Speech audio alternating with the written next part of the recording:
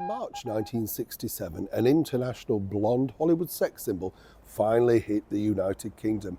This was something of a downgrade, though, for this particular Hollywood blonde bombshell, simply because, 10 years earlier, she'd been a major Fox star, 20th century Fox star.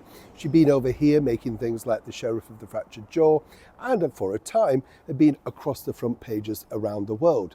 She was supposed to be a replacement for none other than 20th century Fox's reigning blonde, Marilyn Monroe. And of course our very own Diana Dawes was in the mix too, interesting to note. But even the power of Jane Mansfield apparently couldn't lure the British royal family in.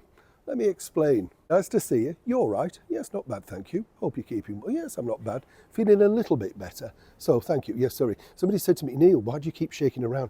I'm holding this. Yeah, well, you can see one hand, you can't see two, can you? I know, I'm not Paul Daniels, or David Copperfield. I know, I can't do magic. I wish I could, don't you? You'd magic these colds away, wouldn't you? Or any illness, I think. When you wake up, you've got that stiffness. You know what I mean? It takes you ages to warm up, doesn't it? I know, I'm glad we're the same. It's terrible though, isn't it? I blame the weather.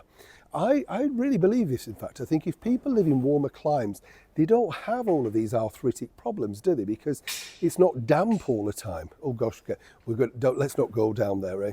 I know, next thing will be Fiery Jack. I can see. Oh, you've got some. Lovely. Back as ever to your story of the day.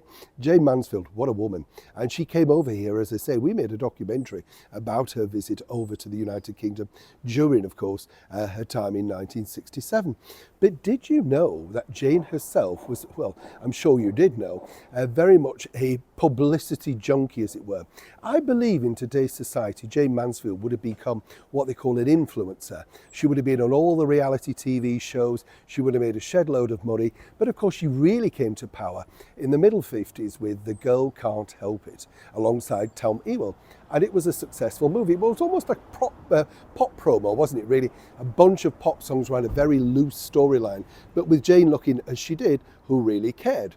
By the time she came over to here in March 1967, things weren't looking particularly spectacular for Jane Mansfield anymore. Obviously, she'd got her children, but her career was literally flatlining. She was doing all sorts of things. And this particular tour, put together by none other than Don Arden, who was the father of Sharon Osbourne, well, she hoped to make quite a bit of money. They very quickly, though, fell out.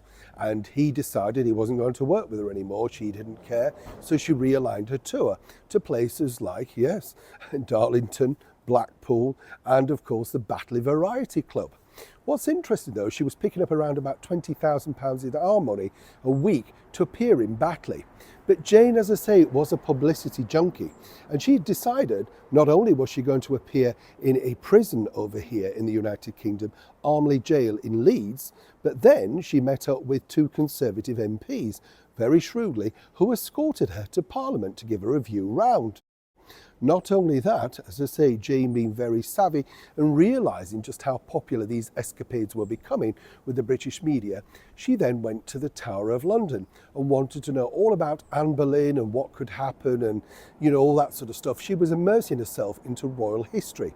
Now, Jane had actually met the Queen in the late 1950s at a Royal Command film performance, and she was absolutely enamoured with Her Majesty. She just said, what a beautiful lady. And they weren't too far removed in ages around about that point, you see what I mean? So they probably did like each other than two rivals, if you get the picture.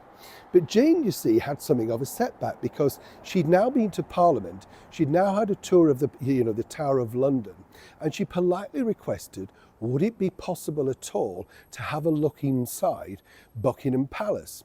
Now you have to remember, this is the 60s, the tours are not up and running, nobody knows or has made a request like that, particularly a Hollywood star.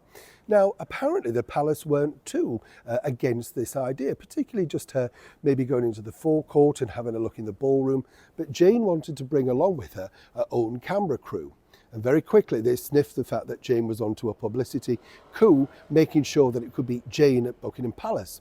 The idea, you see, was going to be another movie in the vein of the Wild, Wild World of Jane Mansfield, a very early prototype, if you like, of a reality show. Even though they turned up at the palace, according to a very well-placed source, they weren't allowed in. And because of that, there's very few pictures available of this. But as she pointed out to the people, I've been to the Tower of London, and of course your Parliament said it would be a good idea. Is it possible? Sadly for Jane, her refusal at Buckingham Palace really did hurt. She never returned to London again, literally taking her tour up and down the provinces of the United Kingdom. And sadly, as we know, we lost her in the summer of that year in a terrible automobile accident. I, for one, though, don't know about you, applaud the fact that Jane Mansfield didn't give in, didn't stop, and even she thought, as Hollywood's now fast becoming last blonde bombshell, well, why couldn't she have a look round Buckingham Palace? She'd been everywhere else. Even though the power of persuasion of her stunning good looks and wonderful figure couldn't entice His Royal Highness Prince Philip to come down and unlock the door. Wise move or not? Neil Sean in the very heart of London.